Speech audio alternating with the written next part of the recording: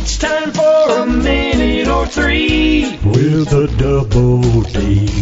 Hello, everybody. The Double D present and accounted for. Hope you're having a wonderful day today. In part 4 of the interview with Carl Jackson, he happens to meet one of his favorite banjo pickers. Well, after I left Jim and Jesse, I did a short, probably a year or less, little stint with the Sullivan family, playing guitar, and traveling around the road with them, and me and them and Marty Stewart. We had a blast. But Keith Whitley, myself, Jimmy Goodrow, and a bass player by the name of Bill Rollins, we had, of course, we're all good friends, and had started, talk out on the festival circuit when I was with Jim and Jesse about maybe someday forming a band. Mm-hmm. And so Jimmy called me, and we kind of put it into action.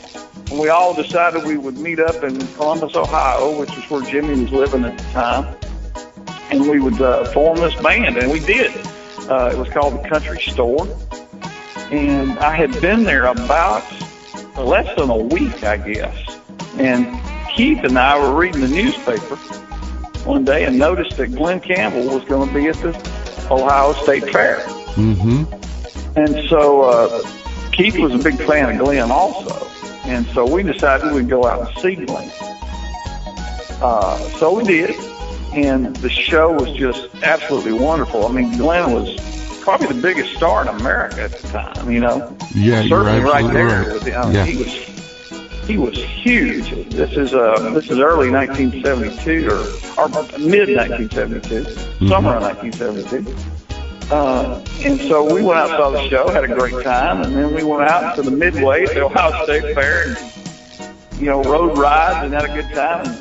And we started to head home. And as we were heading home, we had to pass the backstage area, which was around the track there at the Ohio State Fair. And I happened to glance over to the left, and I saw Larry McNeely standing there. And Larry was a banjo player with Glenn at the time, who was on the Good Time Hour with Glenn, and had previously worked with Roy Acuff. Mm-hmm. And so I just walked over to him, and he was signing an autograph or talking to somebody, and I waited for him to get through it, and I just stuck out my hand. I said, Larry, I just want you to know I really, really enjoyed the show. I love your playing. My name's Carl Jackson. I just wanted to say hello. And he said, Carl Jackson? He said, man, what are you doing here? I love your playing. What are you doing in town?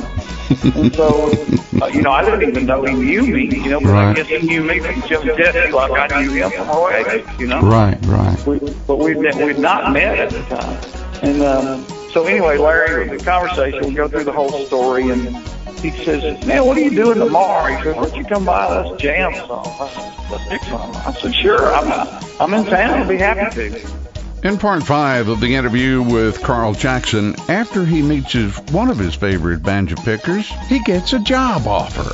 Until next time, may the good Lord bless you real good. Smile, it increases your face value. And if you think you're getting to the end of your rope, just tie a little old knot in it and hang on. But as my good friend John L. always said, just be sure it's not a slip knot. Tootie-hoo! a minute or three with the Double D.